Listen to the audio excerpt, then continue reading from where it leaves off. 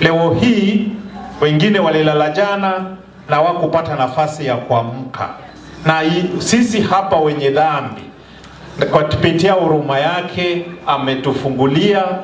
Wengine wakaoga, wakakula, wakasafiri na wakafika hapa. Jina yake inuliwe kushinda majina zote. Nataka kumshukuru pia marafiki zangu.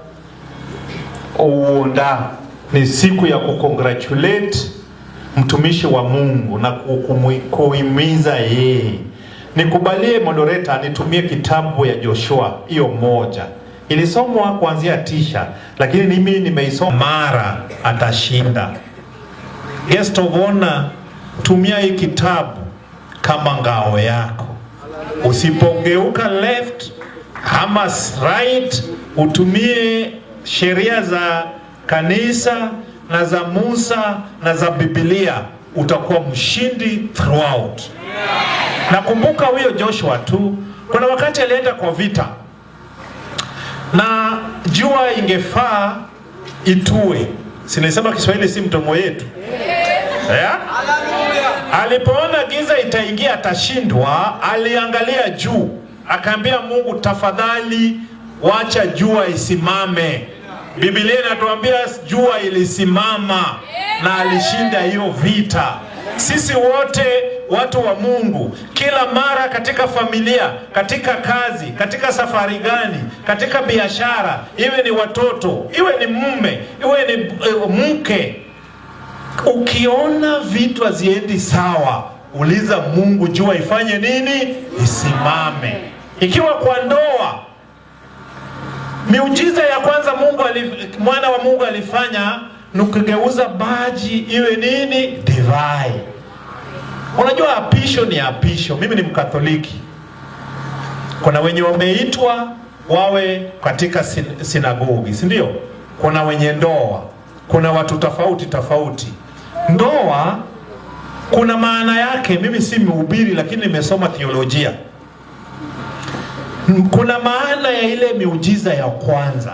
Ni kwa nini mamake Yesu aliinsist kwamba geuza hii maji ikuwe divai? My own interpretation. Marriage, wakati mnafunga ndoa inakuwa mzuri, watu wanaimba, watu wanacheza, lakini hapo katikati divai inaanza kuwa maji na inaanza kuwa kali. Ukiweka kwa mdomo yako sasa ni kali, unaanza kuita bwana yako ngatni, huyu tu. Mke yako pia unaangalia mguu zake ndogo na ulimuona na hizo tu. Saa hizo ndio inatakikana umuite Kristo ili ageuze maji. Hiyo ndoa yako imekuwa maji bila ladha, aiweke divai. Guest of honor, ulikuwa tu na watu wachache ulikuwa na chunga, sasa imeongezeka. Biblia inasema as the territory expands, challenges pia zinakuwa mingi. Ukiona inakuwa ngumu, ambia Mungu, jua isitue maji. Hata kwa nyumba kutakuwa na shida, because sasa pastors wadogo si watakuwa mama, your wife atakuwa mama yao. Akivaa nguo mzuri na mwingine amevaa vibaya kwa mistake tu, hata muguze na matope yende kwa nguo yake, itakuwa ni maneno. Ita Mungu. The temptations are so high because the Bible is telling us the more you are given, a lot is expected of you. Wacha kwa ajili nisipoteze muda, mimi ni Peter Masara.